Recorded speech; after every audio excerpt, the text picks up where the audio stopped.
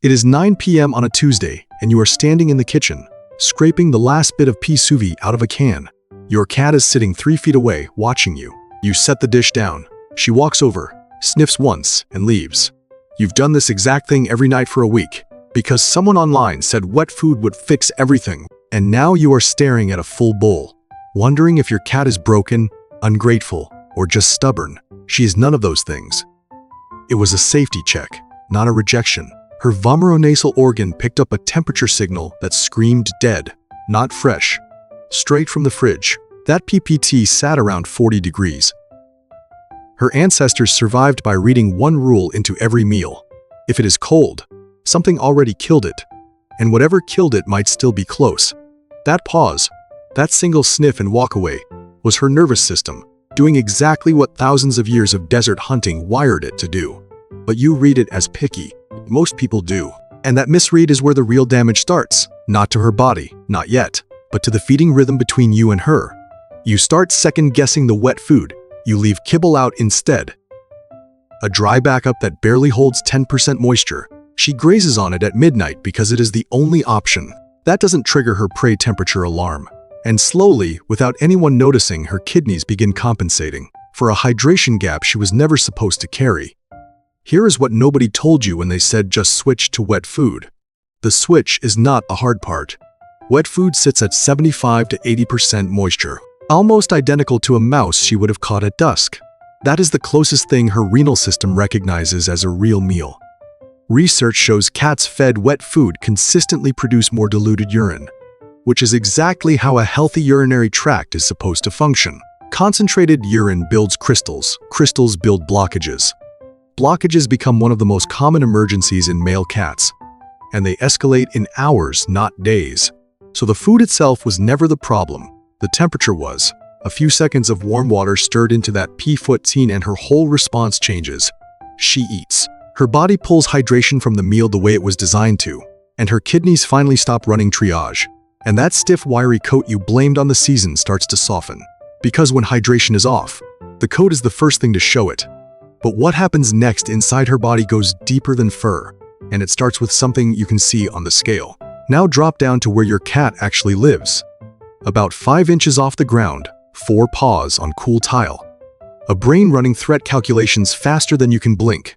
That brain doesn't care about calories. It doesn't read the back of the bag. What it registers is a single repeating signal after every dry kibble meal, a hunger that never fully resolves.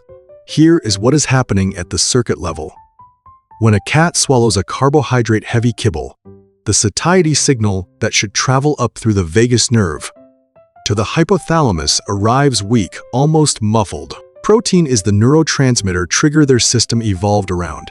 It is the input that tells the brain the hunt succeeded. The kill was real. The body can stand down. Carbohydrates don't send that signal with the same voltage. Not fight or flight, not panic, but a low, persistent hum of incompletion. The cat finishes the bowl and walks away, and somewhere behind its ribs the HPA axis never fully powers down. Cortisol stays a notch above baseline. Not enough to make the cat sick tomorrow, but enough, over months, to quietly redirect energy into fat storage instead of lean muscle maintenance. From the outside you see a cat gaining weight.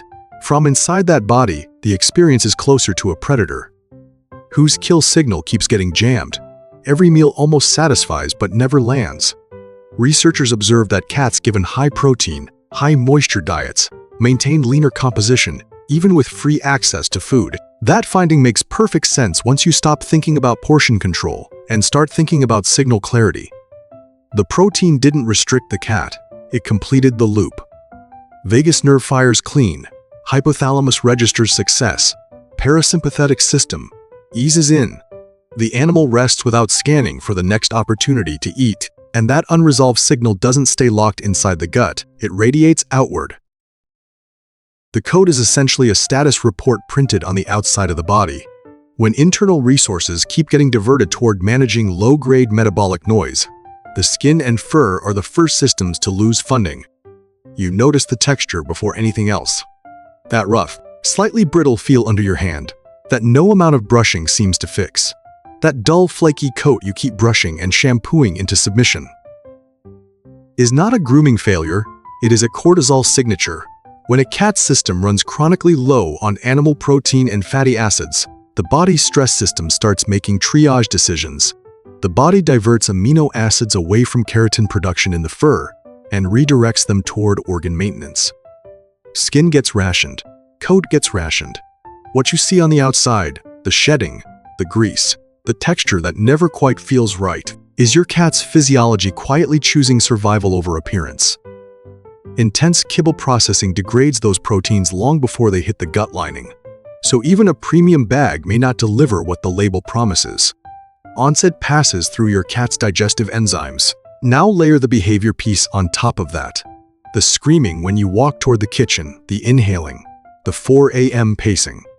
Most people chalk that up to a greedy cat. But frantic eating is a stress loop with a measurable mechanism. High carbohydrate, low moisture food moves through the stomach fast and fails to activate the vagus nerve the way a protein-dense meal would.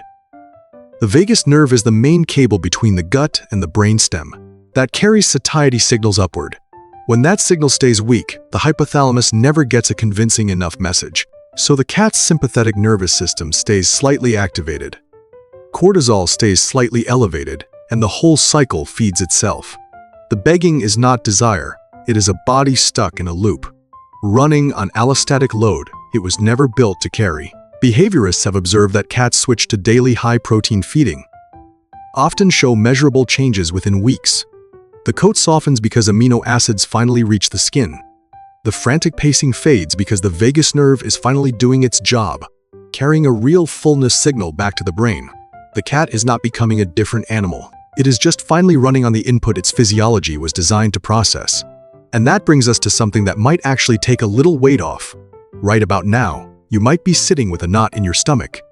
Maybe you left that bowl out all morning. Maybe you've been scooping cold food straight from the fridge for months, without even thinking twice about it. Maybe your cat walked away after 3 bites and you assumed she wasn't hungry, so the rest just sat there until dinner.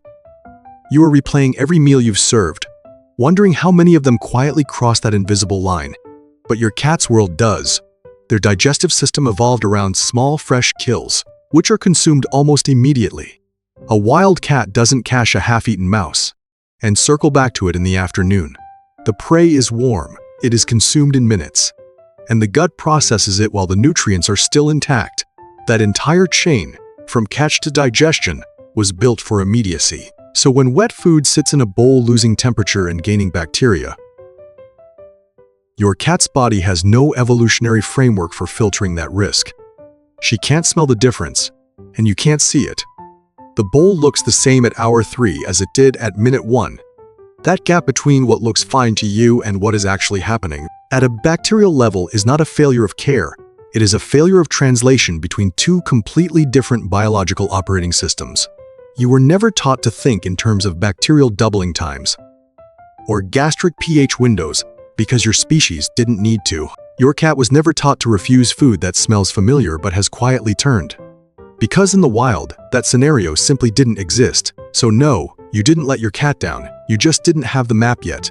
And honestly, most people don't. The owners warming up refrigerated food, tossing the leftover portion after an hour. The ones who started covering the can and setting a quiet timer. None of them figured it out because they were better cat owners. They just stumbled across the same information you are hearing right now. And it clicked. That is all this is. One small piece of biology that was never obvious, finally made visible, and now that you can see it, the fix is almost embarrassingly simple. Which brings us to something you can actually do today. Starting with the very next meal you serve. This does not mean you failed your cat. It usually means you are reading a feline safety system with human assumptions. So here is the simplest thing you can do, and I mean today. Not after a vet visit, not after researching 5 brands. Tonight, when you open that can or that pouch, warm it, not in the microwave for a full minute. Just add a small splash of warm water and stir it through. You are not cooking a meal. Watch your pet closely tonight. Which tiny signal looks different now that you are looking for safety and stress? Instead of attitude, leave that detail in the comments.